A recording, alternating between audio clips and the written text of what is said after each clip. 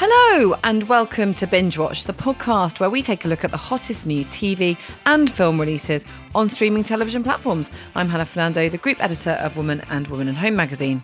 And I'm Ian McEwen, writer on TV and Satellite Week, TV Times and What's on TV magazines. And today we're looking at the new releases that will be available on Friday the 5th of December 2025. Yes, it's December, Hannah. Including Western drama The Abandons, starring Gillian Anderson and Lena Headey on Netflix, and Channel 4 documentary The Sycamore Gap Mystery about the felling of the famous tree. And we'll also be looking at the Marvellous Miniature Workshop, hosted by none other than the brilliant Sara Cox on iPlayer, and also Harry Wilde on You, starring Jane Seymour. But first, Ian, what's in the news?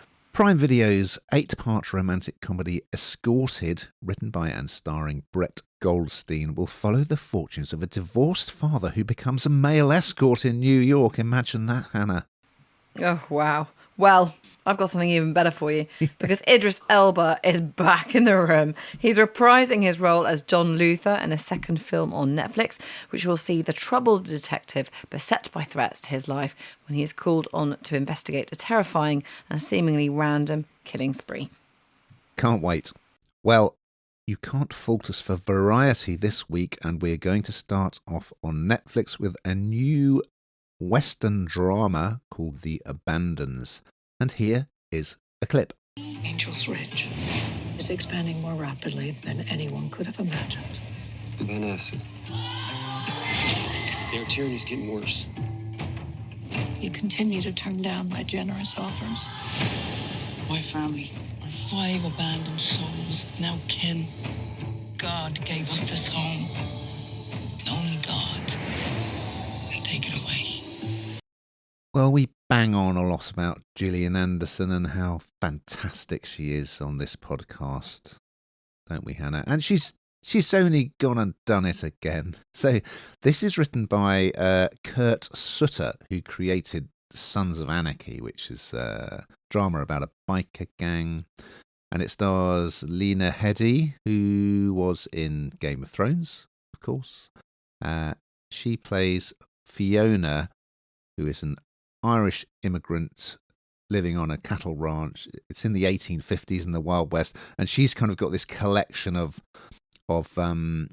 youngsters: Elias, Dahlia, Albert, Lilabelle, who all live and work there, and they've all been abandoned in one way or another. Hence the title. However, on their land there's a rich vein of silver, which matriarch and magnate Constance Van Ness, played by Gillian Anderson, she's keen to buy the land, and so it's kind of these two facing off against each other. So yeah, the Van Ness family, well, they're very wealthy and very powerful.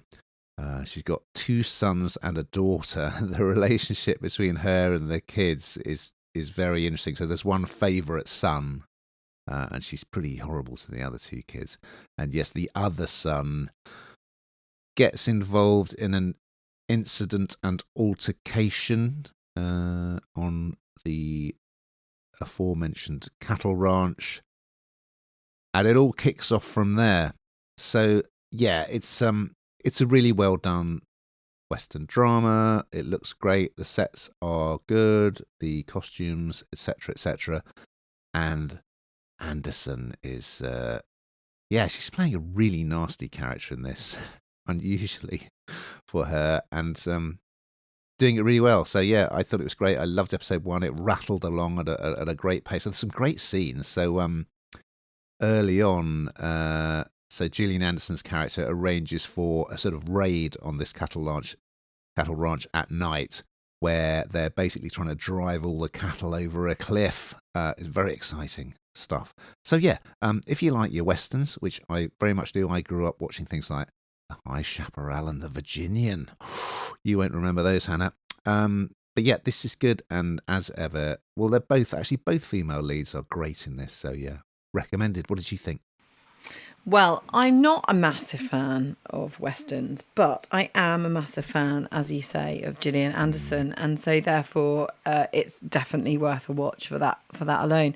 She really is an actor that can kind of turn her hand to absolutely anything, isn't she? I mean, she must investigate and spend so much time on these characters and becoming these characters because it's just so credible and believable. And she's an absolutely, as you say, horrible character, really, really ruthless, but and unexpected, I suppose, really from her. And we've seen her play some really gritty parts before, haven't we? But this takes it to another level, and also kind of makes westerns more appealing, I think, to women. And I don't know if I'm right in saying this, but I think that westerns quite often were stereotypically kind of a male thing, perhaps, and this doesn't feel like that. That changes that perception a bit. So there's lots of kind of new territory here, I think. I mean, as you say, she's a pretty grim person, really, but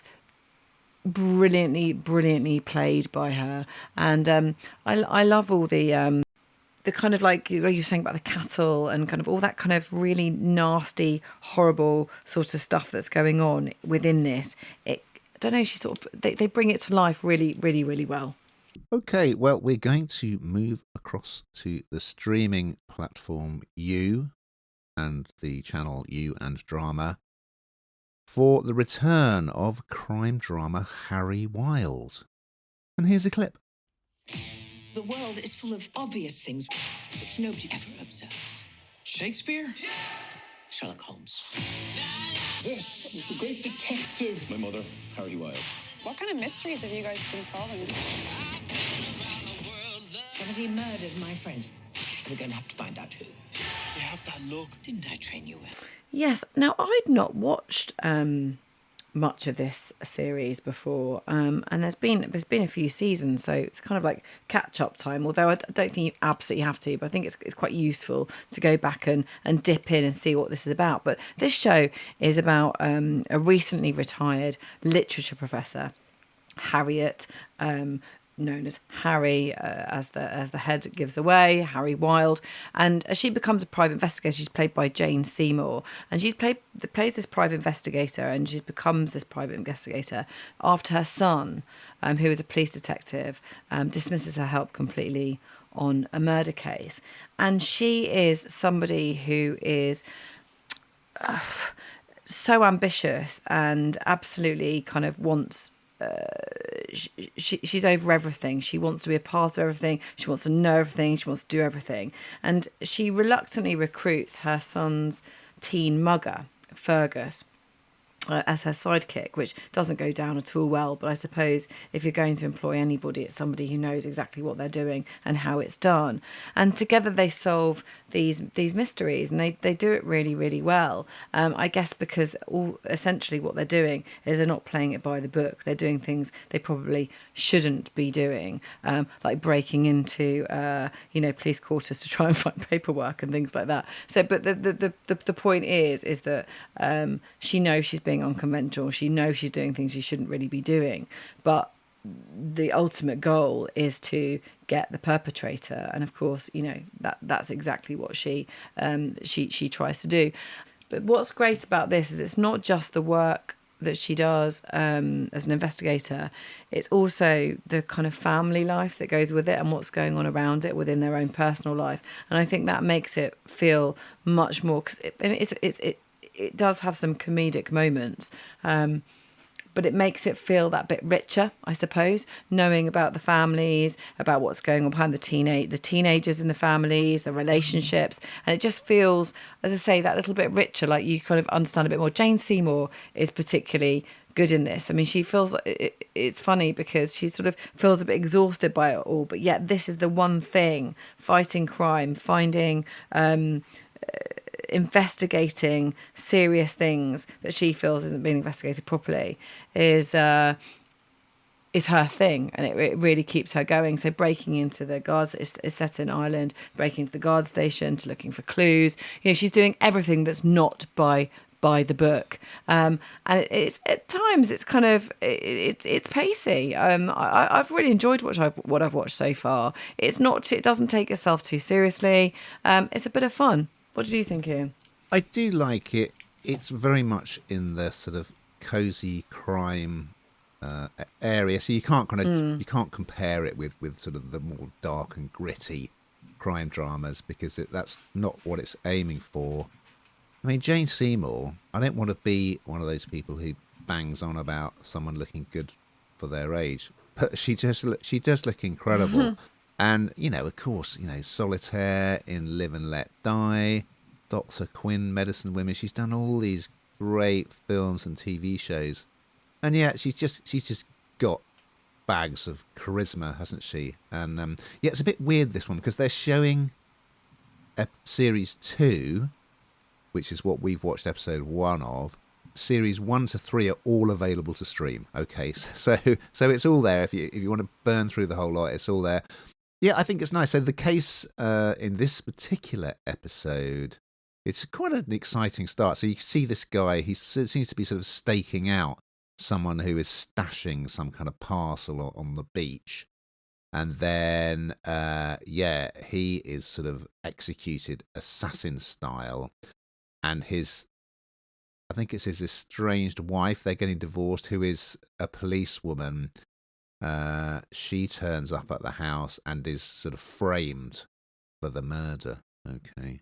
And there's a little bit of backstory about Fergus, the guy that you mentioned who was the mugger. He's very good, actually, in this, I must say. So his mum, who he is estranged from, the first thing that happens is that she turns up trying to kind of reconnect and make amends. And we see a little bit of him, his relationship with his girlfriend.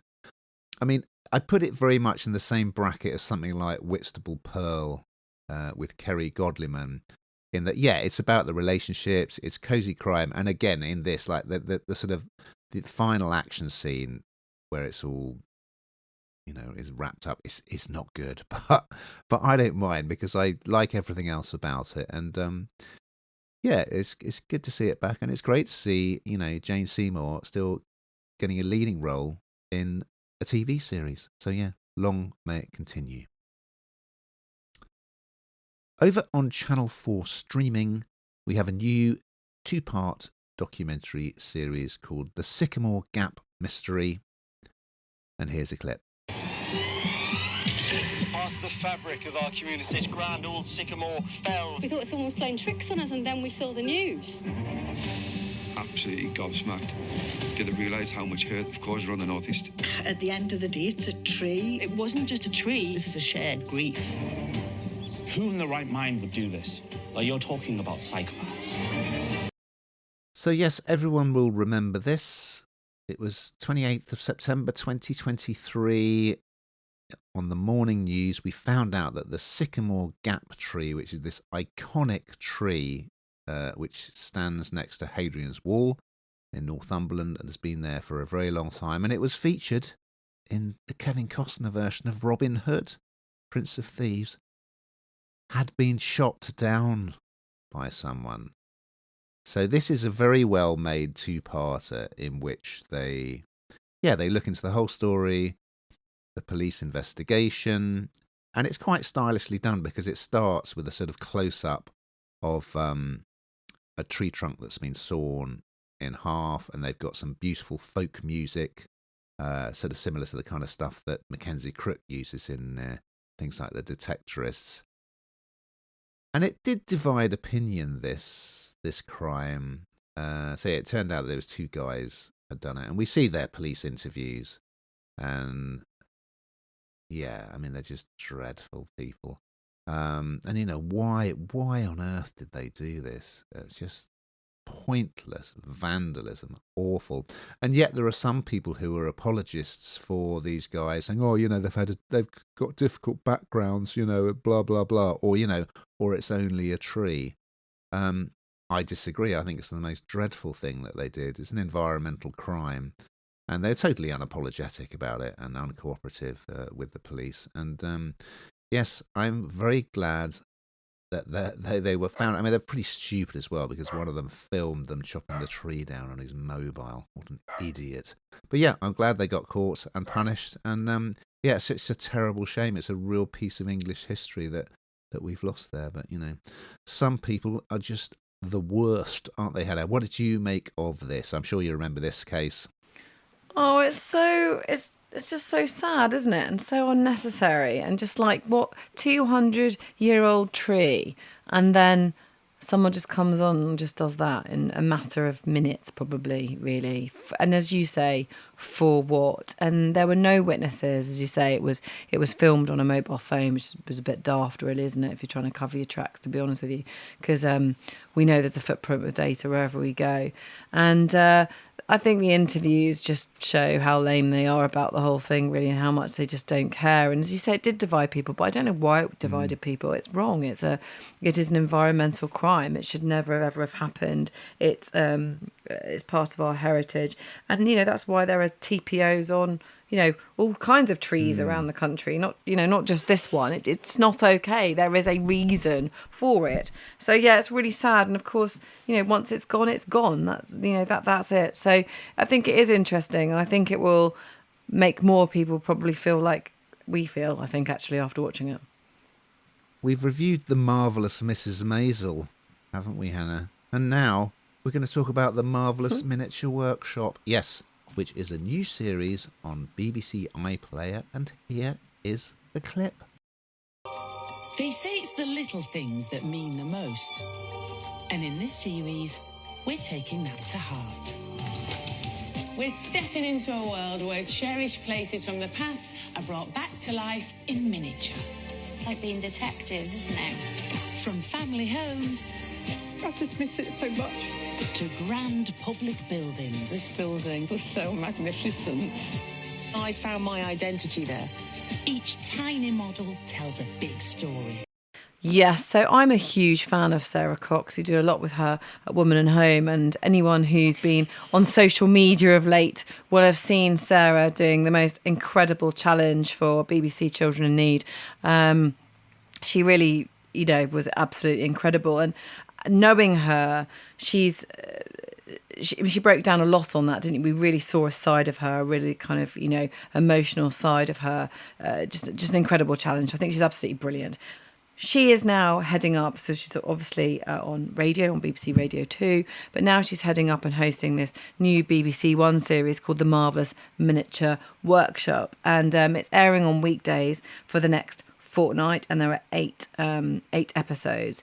And it sees professional model makers bringing very loved places back to life, but on a much smaller scale. So, which is pretty incredible. We're talking about family homes, huge, amazing public buildings, hospital wards, things that mean so much to so many people. And you meet these people and they talk about it, and it's very, very emotional. And these things are brought to life. And when they see the piece in miniature form, I should say, in miniature tiny form, it's so incredible. It's like it's just the most unbelievable.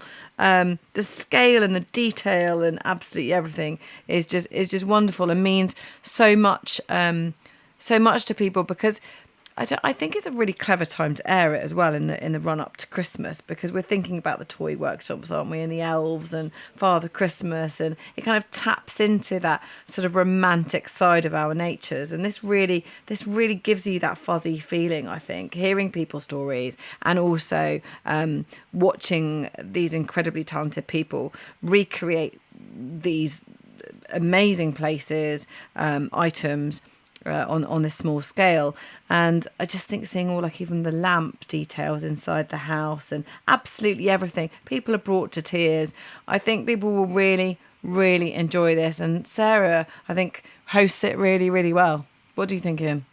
Yeah, it wasn't quite what I expected. I thought it was going to be one of those sort of bake-off style shows where people compete. So I thought it would be all these miniaturists competing to build the best miniature whatever. It isn't that. It's more like the repair shop. And of course, miniaturists.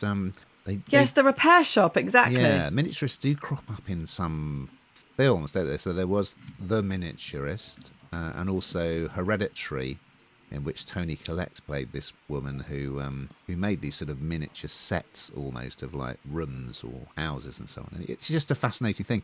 And we were just talking about Christmas parties, weren't we? Often at a party you'll get miniature food. And I just think anything that is miniaturized is better than the thing when it's its actual size. So yeah, it's fat. I mean, that's so true. How they do these tiny, like, so I watched the wrong episode actually. I've realised. So one episode is recreating a library, which was very important to this woman when she was younger, and so it's even got the bookshelves with all the books, tiny little books. It's got the card index. Drawers. It's just all. But those books are almost leather bound, aren't they? When you look at them, they're incredible. So the skill is amazing. I think if there is a problem with it, it's that it seems a little bit kind of fake, in that like these people suddenly say, "Oh yeah, I've always wanted this building from my life to be recreated in miniature." And you think, have you really?